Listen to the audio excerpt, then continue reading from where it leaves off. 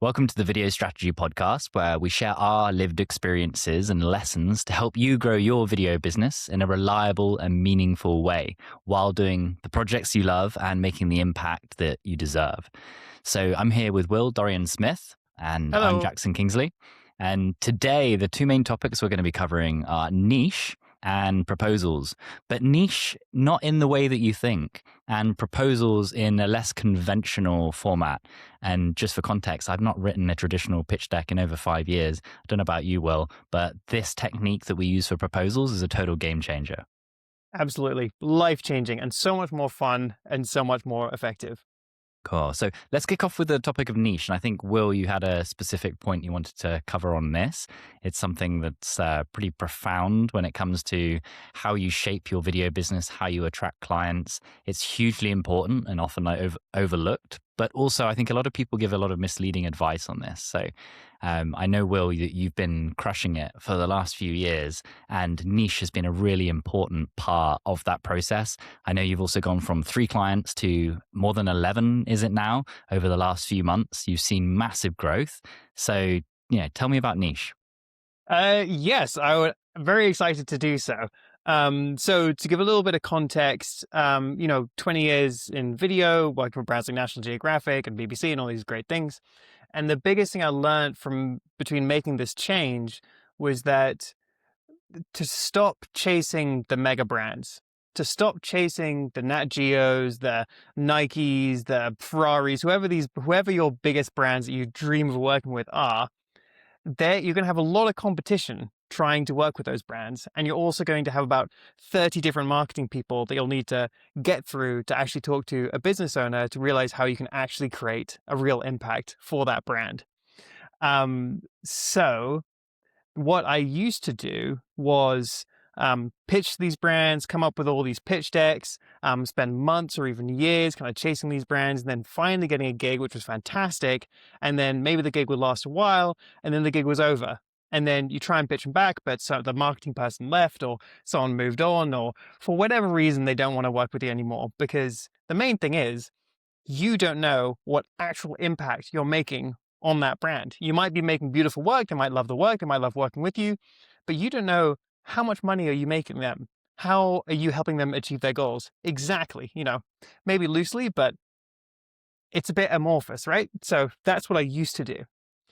Then what changed was learning that the more I niched down, the more I worked on exactly what kind of business I really wanted to help and exactly what kind of person I really wanted to help, everything changed for me.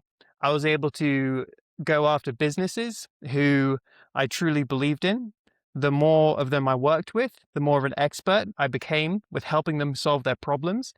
The more case studies I was able to build, for instance, helping one restaurant get over 1 million views and having their busiest restaurant opening in 10 years. Now I have that case study, and now any other food brand I go to, I have a case study where I achieved an incredible result for a person like them. What that allowed me to do was to be able to get bigger clients, charge more money, but then ultimately just have much more creative freedom and a much more enjoyable process. Recently, this climaxed with me going to India to work with a project for Amala Chai, an ethical chai brand, where we got to film traditional farmers with traditional farming practices. And I got to get paid better than I did at National Geographic. So my whole experiment with this over the past few years was, could I build a company where I could do National Geographic level shoots, but instead of, relying on Nat Geo to give me the work, I could bring in my own clients, run my own projects, set up my own budgets, and actually create genuine impact for the business. I'm sure I helped Nat Geo a little bit with all the work I did with them, but this one project has helped this founder grow his business. It's going to help sustainable farming in India grow. It's going to help these farmers grow. I get to see direct impact from the work that I'm doing. And that just makes me really happy. So yeah, it has been absolutely life-changing. Sounds like you're living the dream. I think a lot of people want to make that transition, but I know there are certainly a few objections or limiting beliefs that hold people back. I mean, to go from working in the field as a shooting producer director to then actually, working as the boss, the CEO directly with sustainable food brands, which is also, an amazing niche to be working in. I know some of the things that come up for people, and I'd love to hear, what your objections or your feelings were about it when you're first niching down, Will. But I know one of the big ones is FOMO. So it's that feeling of fear of missing out when you're currently getting work from all sorts of different directions. And the idea of just selecting one niche, one market to work with, that can feel like you're burning all your other bridges. So a couple of things that I'd just say to that is first and foremost, when you niche down, I use the analogy of it not being a marriage. It's more like a date. So you start off, you're going to go on a few dates, try a few different niches. And in practical terms, what that means is you're going to be creating some campaigns that go in a specific direction with a specific niche. And they may take off, or they may end up sort of pointing in a slightly different direction. But all of that's absolutely fine. It's not this like lifelong commitment that you're making where you have to completely reshape your entire brand and your identity and your website and everything and start saying no to other work. What it does give you, though, is a clear focus for where you're going to start putting your time, money, energy in terms of direction. So with being a small business, we have limited time, money, energy, resources, and we have to allocate them very carefully. So to try and do what big brands do, which is speak to anyone and everyone, you're going to end up spreading yourself too thin.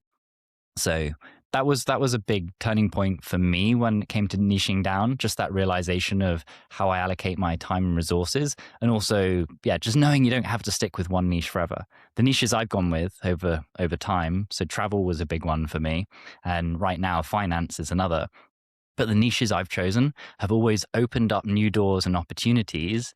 But most importantly, the people I work with, they regard me as an expert, and I'm able to charge more because of that position that I've created.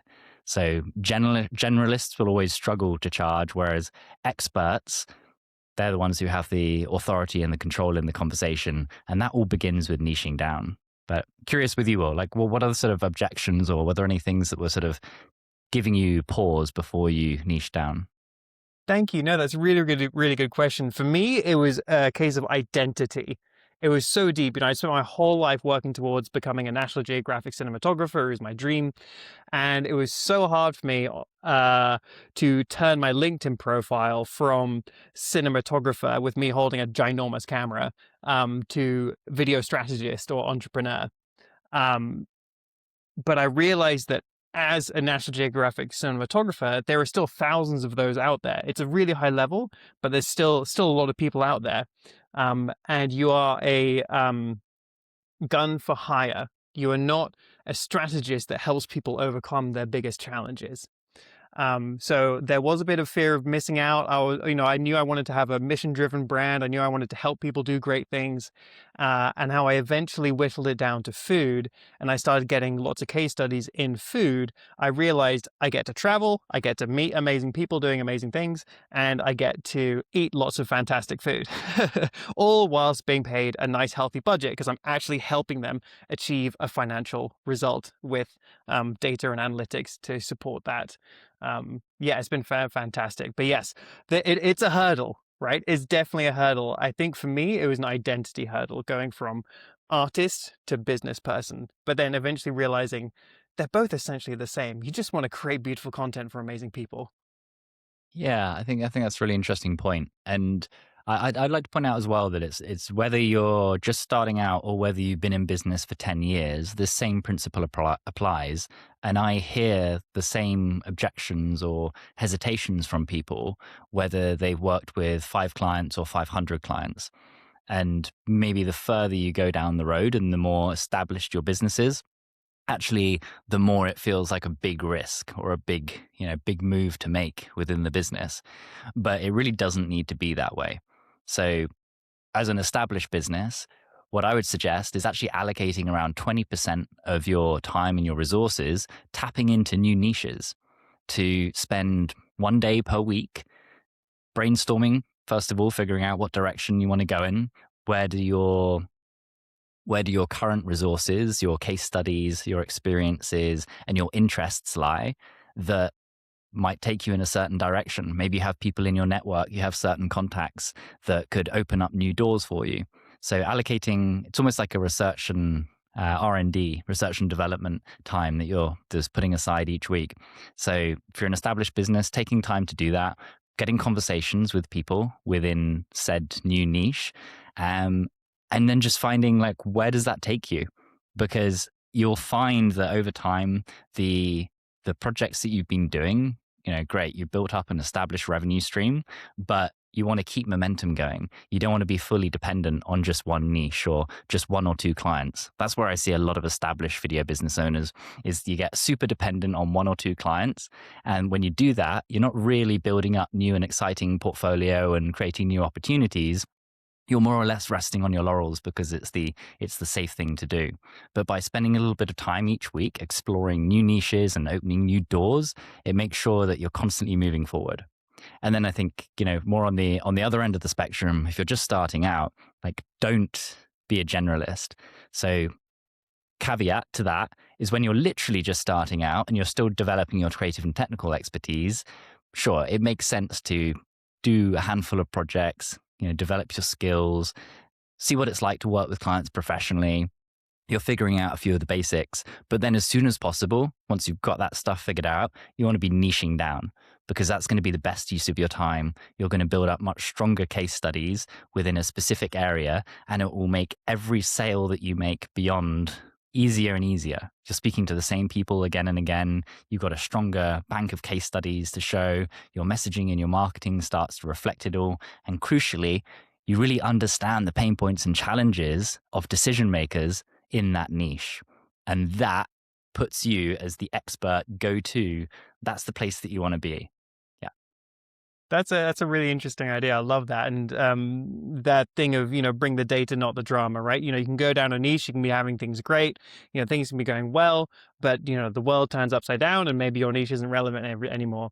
But if you're continuously doing research, even just as a research as a side project, learning more pain points, learning more challenges, hopping on the phone occasionally, you're just going to be building spreading your bets. So Jackson, how, I'd be curious to ask you, how, you moved from travel to finance and kind of how you've kind of developed niches over the years, and, has it been kind of a steady growth? Has some fallen away? Has some grown? Or has it just been like a habit that you've built over time to see what the best opportunities are? Yeah, I mean, the first niche that I went into, travel, was as a result of doing similar sort of work to you were doing in the past, working with National Geographic, Animal Planet, and I was just out there traveling the world, doing dream jobs. I went to North Korea, was traveling all over the States and China and Japan and all these wonderful places. And so I naturally built up a bank of good work and relevant contacts that got me a good footing when it came to the travel niche. Great. Did really well in that area.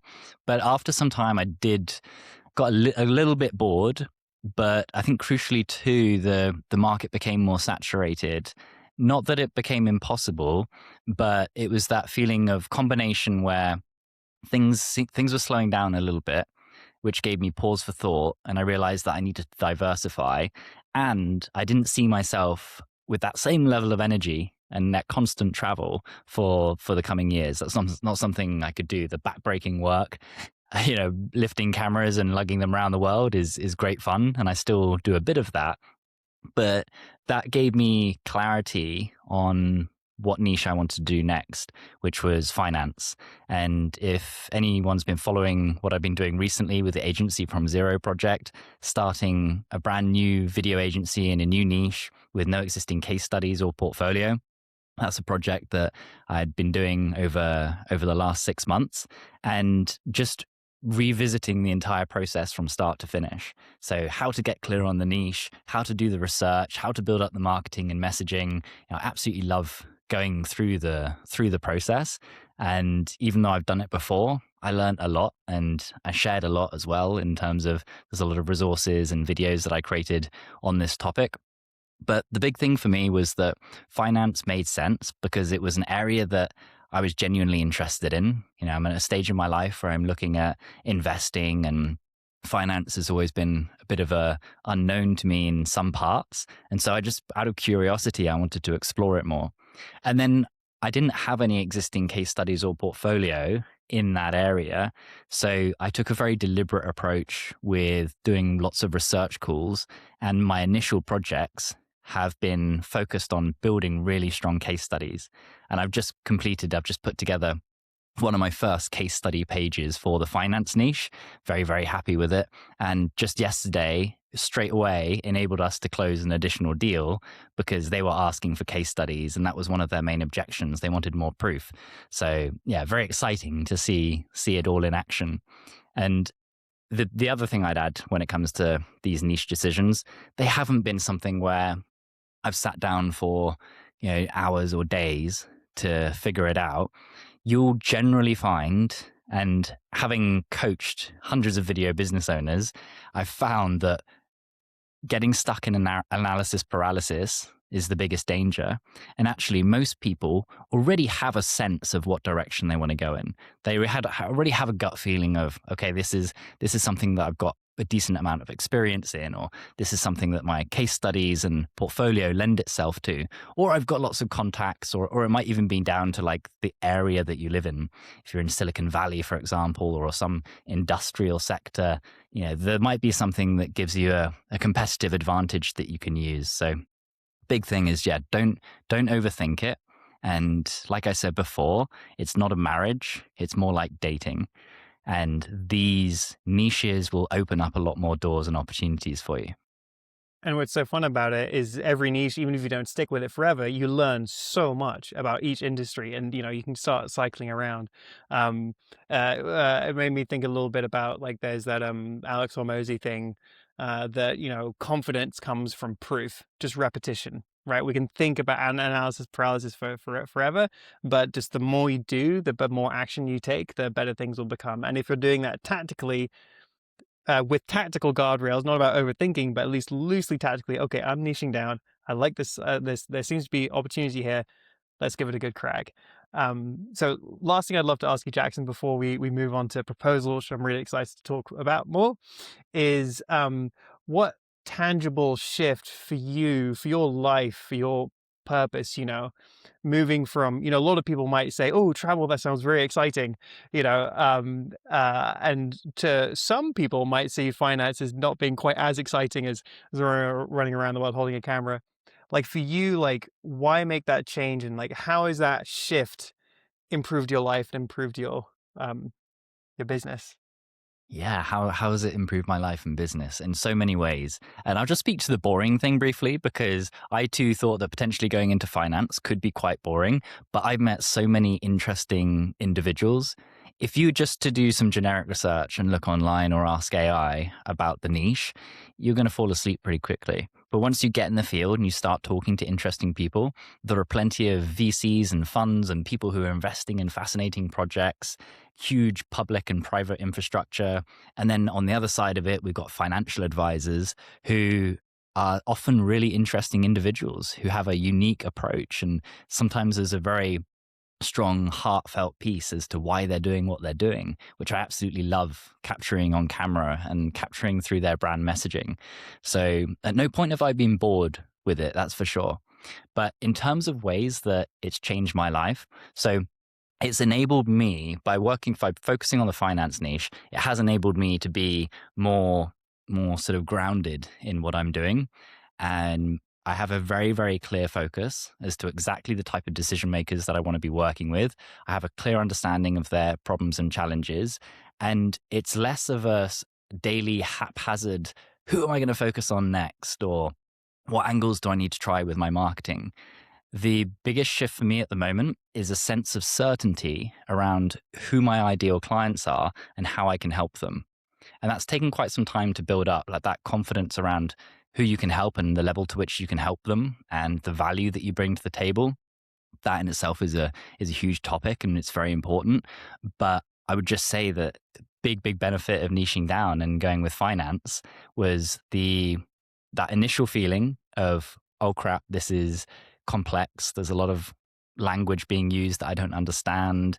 It seems like I'll never be able to grasp this. But just after a few calls, I was in a completely different place. By call 4 or call 5, I felt like I was starting to speak their language. I knew all the acronyms. And so the big thing for me is just I stepped in, I started having conversations, and I didn't get stuck in analysis paralysis. And now I'm already at a point just a few months down the line where I've got a good client base within this new niche, and it's enabling me to do projects that I absolutely love. And key part of that too is that they're very strategy focused. So I still do video. That's a big component of what I do. But a lot of the time is spent working with people very closely as a consultant, if you like, a strategist, a consultant, whatever you want to call it. I'm able to work remotely. I'm able to charge for my expertise and for my time. And people respect me for what I bring to the table, not just as a shooter, editor, or technician, but as a strategist and a partner. At least something that I've really felt from implementing these systems is I'm not afraid about not getting work again.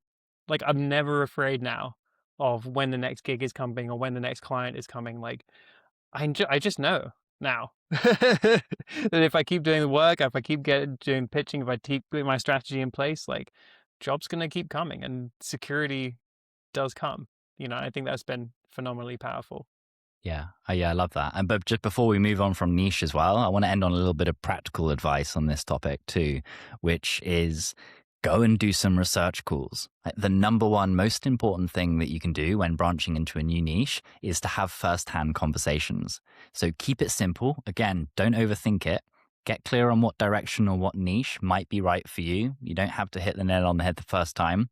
But do go and just book in some conversations. Reach out to people in your network, your network's network. There might be people you know closely who could make an introduction for you. Just explain to them, this is what I'm looking to do. I've been working in video marketing for the last 5 years, but now I'm looking to really specialize and hone in on such and such niche. I was wondering if you knew anyone in the space who might be able to introduce me to. Great.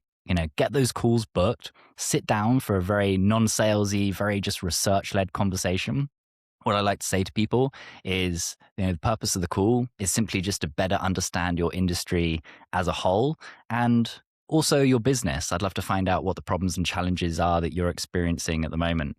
And that will help with my direction. But also, if I can see some ways to help you too, then I can walk through exactly what those look like.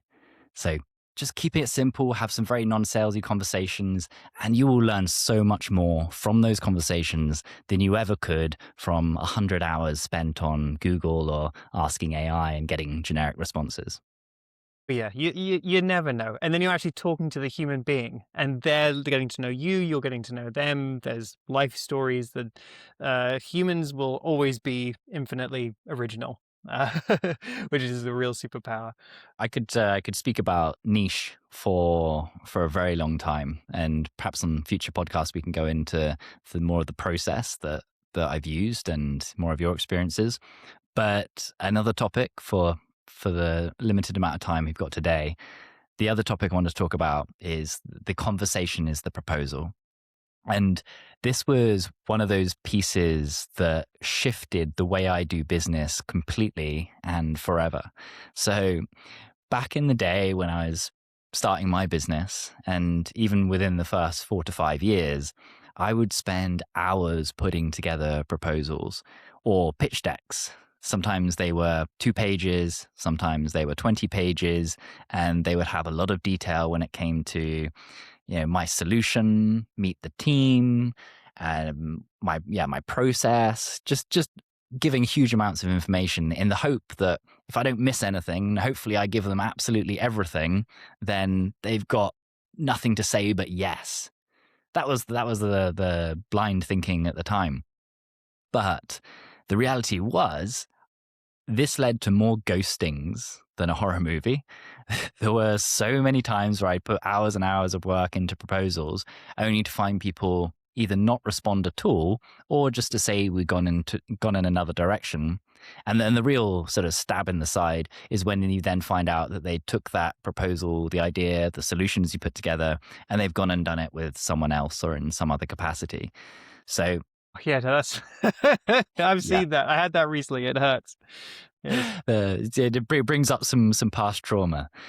And it's something I know so many people have been through. So that's why I wanted to talk about it today. But there is an easier way. And the issue is not that your ideas aren't good enough, and it's not that your presentation isn't strong. The issue is that people lean too heavily on the document, on the PDF, when actually, and the key to all of this is that the conversation is the proposal. And when you make that shift, everything changes. And so what I mean by that is when you're in a meeting with a prospective client, it's very, very easy to have a surface level conversation, nice and easy breezy. And then you get to the end and the client says, potential client, probably never to be a client, says, send me a proposal. And at that point, it's like, okay, cool. I feel comfortable with this. I haven't dug too deep. I haven't asked the hard questions. I'm going to send them a proposal. That's what happens more often than not.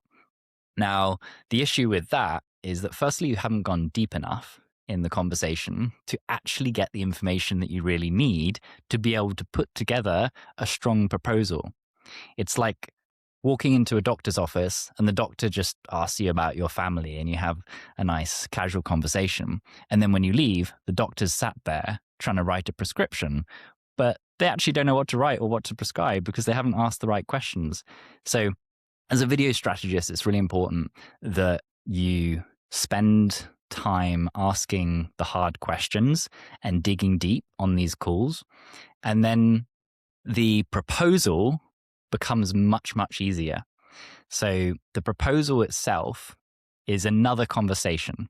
This is the key unlock, which is that the first call is the discovery. The second call is the proposal. But that doesn't mean documents and PDFs or presentations. It means another conversation. And you can support that conversation with something very simple like a one-page proposal. You just outline your key ideas, but you're there to talk them through with the prospective client. And that way you get firsthand, tangible feedback from them. You see those little like twitches in the eye, or you see the smile, or you see them lean back and fold their arms. You get to really understand how are they thinking and feeling about the ideas that you're putting forward. So you don't get any of that when you just send an email or when you send a deck. So how do you actually make this happen in practice? Well, the big mistake I see people make is that at the end of that first call, they say, I'll send you a proposal. Now, that's the line that ruins a lot of deals, because then the prospect's expectation is that you're going to send them a document and then you'll figure out another time to speak. So the key thing to do is that at the end of the first call, you immediately set up the next conversation.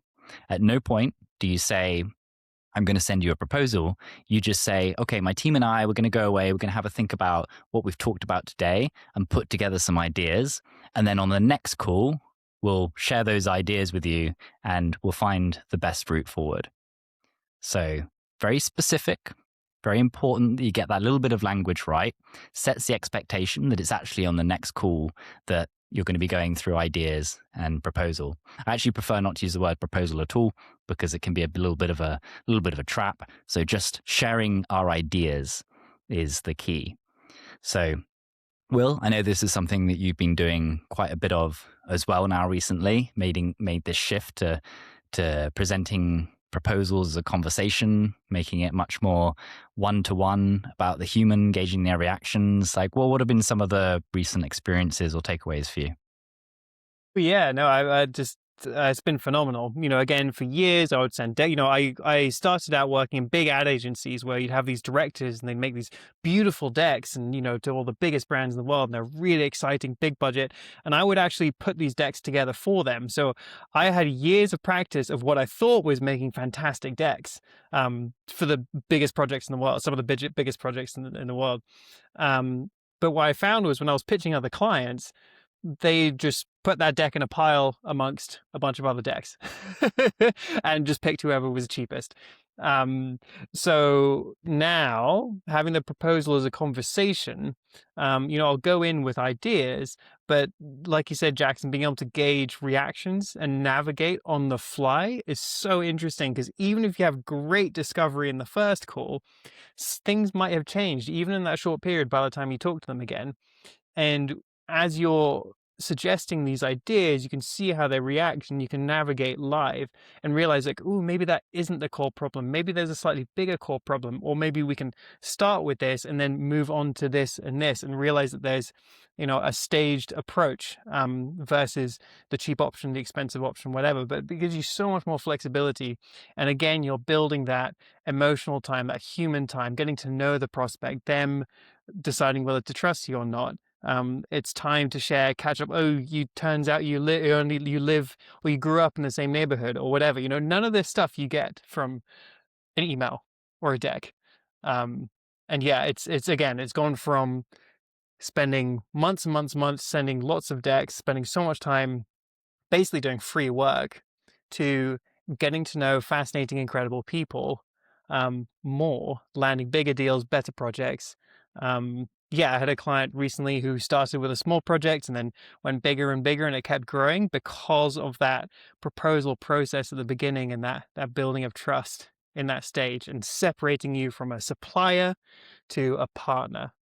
Yeah, really key what you said there about it being a staged approach and not definitive. So when you go into that proposal conversation, there are two angles or expectations that a prospect can have. One is they feel like, right, this is the proposal and it's take it or leave it. Or the other option is, okay, this is an open conversation. Some things can be moved around. This is about working together to figure it out. Now, which do you think is more effective? So obviously the latter. And the way that we go about doing that is when we go into the conversation, we literally just say that these are some of the ideas that our team put together that we think will best help you get to outcome and overcome such and such problem, what you identified. However, these are open for discussion. It's not definitive, and I'd love to get your thoughts and feedback on these as we go through them.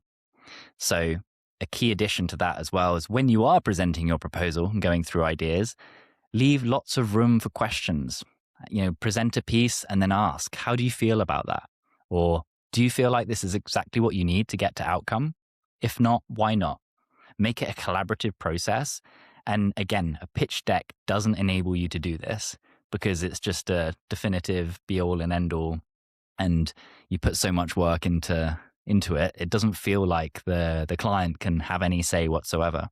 Whereas this collaborative conversational approach, it leaves everything open for discussion while still maintaining their vision of you as the expert. Right. It's you're looking at that document together. You're both on the same side of the table. You're looking at your biggest challenge, or you're looking at the biggest solution. Is this the best way to get there? And if not, why? And let's solve these objections right now in this conversation, rather than you saying yes and having a complication later. You're working on a problem together. Yeah, that's key. You want to, every part of the sales process wants to feel like a collaborative conversation where you're on the same side of the table as them. As soon as a sales conversation or a proposal starts to feel like it's you against them, and you're using language like why, or there are accusations, or you're being defensive, then immediately there's a distance created between you and the client. But if you use softeners like, I'm curious, what do you think about this? Or I'm looking for ways that we can figure this out together. You can use nice soft openers and collaborative language that make sure that whatever direction you go in, or sometimes the ship sways heavily in one direction, you still come back to center. You're not going to capsize at any point. And I've seen some people do a great job with closing high ticket deals without any particularly good understanding of syntax and of script. So some salespeople are very good because they get the language spot on and they practice their scripts. But other people, they do it from intention. So they understand the why behind what they're doing. And they set their intention going into a call, the 3 C's I like to use, which are caring, concern, and curiosity. When you set your intention around those things at the beginning of the call, it's actually quite difficult to capsize. because at all times the prospect feels like you're there to help them and collaborate with them, to partner with them, rather than you being a salesperson who's just there to squeeze them of their bank account. I think that's such a massive point, and something that has been working so well for me this year is if they feel like you're on their side, it's a completely different conversation. And the whole reason I'm doing what I'm doing is to help incredible people do incredible things. You meet an incredible person, they want to do an incredible thing, and then the conversation isn't about, oh man, I hope that I get this gig so I can get paid. It's, oh man, I'm so excited because I know I can help this person achieve their goals because I've done it 20 times before in this niche, you know? And then really is a conversation of just like, how fast do you want to get there? Basically, as long as it's a good fit, right? It has to be a good fit. And it's important to understand that not everyone is a good fit, and it's okay to walk away and say no. What would you say to that, Jackson? Yeah, this all ties back to niche and being clear on who you want to work with, but also just as importantly, who you don't want to work with. And knowing that when you have an abundance of opportunities and you're in an abundant mindset and you feel like it's okay to turn people away, then you actually attract higher value opportunities. You earn more respect and you're seen as more of an expert in a prospect's mind when you're in that headspace. So yeah, it's something that comes with a bit of practice. There's something as well that you can also prepare for, which is to just spend a good amount of time thinking about what are the ways in which I really help clients. Whether that's before you go into a call or whether that's before you actually put pen to paper and start creating your proposal, really just dedicate some time to thinking about how do I help people within this niche? And it might, to begin with, it might not be specifically within this niche, but you can be thinking about how have I helped other people solve similar problems to this? And again, talking about intention and the why behind things, when you set your intention and you think about these things in advance, then everything else flows much more easily. Yeah, it's so much fun too. And then even if the proposal doesn't work out, you've got a huge amount of conversation. You've recorded the call, you've looked at the proposal, you notice like, I just had 3 calls and they each ducked out at the same point. Maybe I can change that point, or maybe that point is, you can constantly shift it and adapt it. And again, you're getting that live feedback, which if you sent out 100 different decks to 100 different clients, you would have no idea what they liked, what they didn't like, and how you can move forward. So again, just like exponentially powerful, I Yeah. have found this I hear year. that all the time with people sending decks and talking about bids and then getting ghosted. It's so frustrating. The answer is almost always, well, have you picked up the phone to them? Like, what do they have to say about it? And like, no, look, people have this fear of picking up the phone and just speaking directly with their client or potential client. And that fear, that mindset piece is the bit that really needs to be overcome first and foremost. And that goes back to how you understand the value and how much you can help the people that you work with. That can be done through practical exercises like writing these things down, really just reflecting on how it is you help people. But then also the niche piece too, which is actually get clear on who you can work with, who you want to work with, and who you don't want to work with, and then sticking to that. And then I think maybe the sort of undercurrent with all of this as well, talking about conversation is the proposal. That's the piece that makes sure that you're working with firsthand information and you're not hiding behind a pitch deck. You want to be in front of the client as much as possible for deepening your understanding of the niche, of improving your positioning, your messaging, and your marketing. But most importantly, that is really the only and best way to help people on a deeper level is FaceTime, get in front of them, find out like what are the little nuances, how are they reacting, how do they feel about the ideas or the proposals that you've just put forward. Don't hide behind the deck. So as far as kind of brass tacks, reality, difference of the two approaches, decks versus, proposal as a call, for me, it shifted from spending hours, if not days, on decks to brands. Okay, so let's see the whole thing. No niche, no proposal is cool. No niche, you're sending a bunch of decks to a bunch of different people who don't know if you can actually help. They don't know if you can help. You don't get any feedback on the decks. So you don't know if you're doing anything right. And hey, you're a great cinematographer, a great editor, or a great video person, but so is the LinkedIn video business page is 200,000 people. There are 200,000 video people just on that one LinkedIn page. So think about that competition you're setting versus you have a niche, you get knowledge, you get case studies, you really know you can help people, you spend a specific proposal call, really understanding how people are, and within a few hours, your chances just skyrocket. So that's how things have changed for me. Before, hours, days, lots of ghosting. Now, couple of hours, meeting incredible people. Even if it doesn't work out, you still learn a lot, which you can apply for your next proposal. So that's a roundup for me, but curious for you, Jackson. Like, how are those two lives been different? Kind of old Jackson, new Jackson. Yeah. So I think the most important thing is that shift towards being seen and respected as a strategic partner with my clients. So back in the day, it was being viewed as, videographer, technician, you need someone to shoot and edit, you're the go-to camera guy. But now I don't think I've been called upon to just shoot and edit something for years. And so that's been one of the biggest shifts, which in turn has enabled me to charge significantly more. Like minimum level of engagement for me now is 20K for a project, and being able to charge 2-3 times that over the new projects that I've generated in the last few months through the agency from zero, starting in a brand new niche.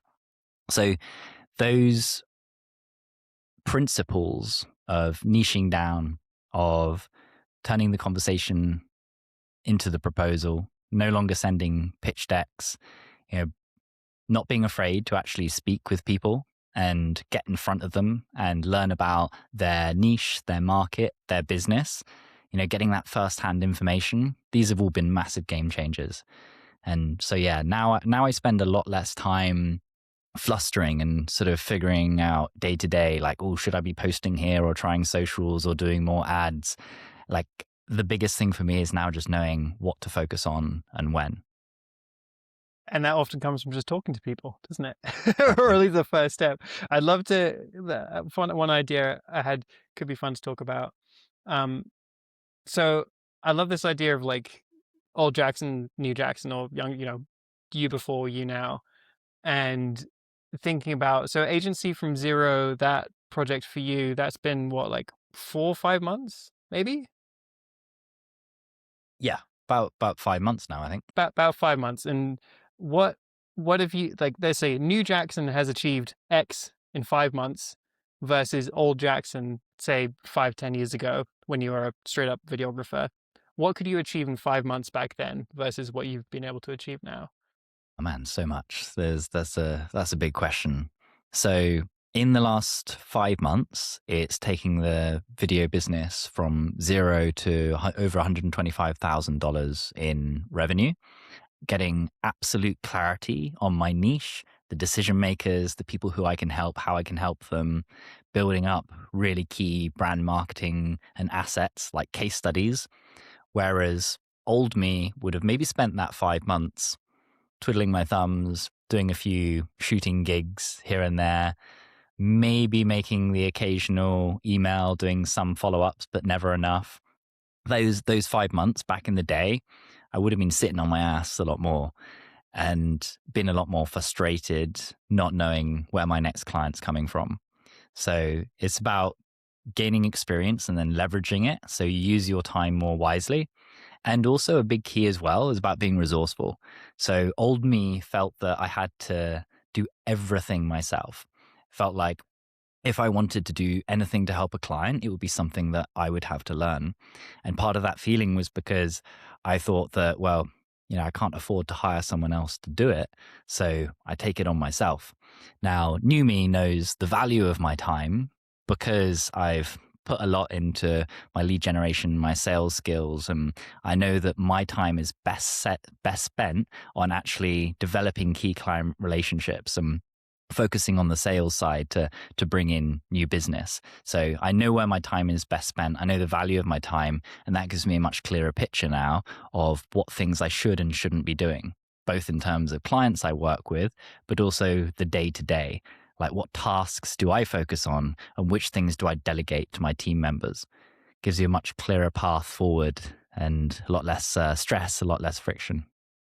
Man, it really is. And again, I think about, me now versus me a few years ago. I just moved back from to the UK from LA. Spent 8 years in LA, had all these amazing experiences, came out with, a fair amount of savings, but not much job, not a lot of jobs. And eventually those savings dwindled. Now, within 1 year being back in a brand new area, I live in the countryside now. 1 year being back, I'm already back at my stage that took me 8 years to build in my old life. So yeah, small mindset shift within a few months of learning, training, researching. This can happen for you too. Easy. Yeah. So I think that's probably a good place to end on. So if any of you listening, you got to this far, thank you, first and foremost. If there are any questions that you have, let us know in the comments and we will absolutely definitely get back to you. And it will help inform what we cover next. So if you have any specific topics in mind or things that you'd like us to dive deeper into, then let us know. For now, I hope you enjoyed and we'll see you next time.